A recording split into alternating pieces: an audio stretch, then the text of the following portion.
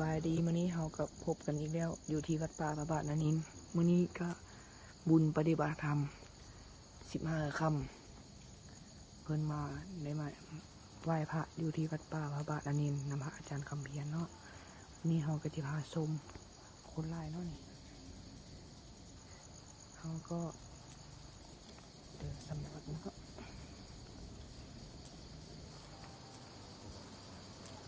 อย่าลืมกดไลค์กดแชร์ให้เด้อ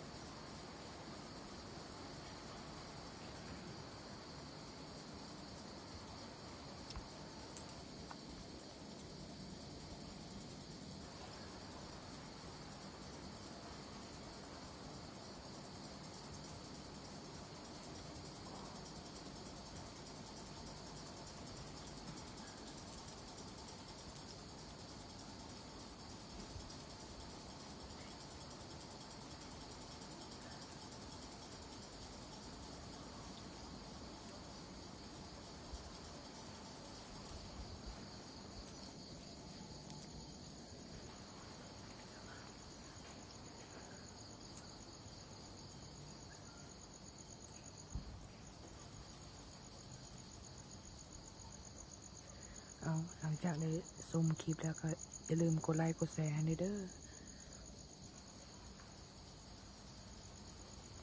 ถ้าใครอยากมาร่วมงานปฏิบัติธรรมมาที่วัดป่าพระบาทนานินเมืองคำแข่งเวียงจันทร์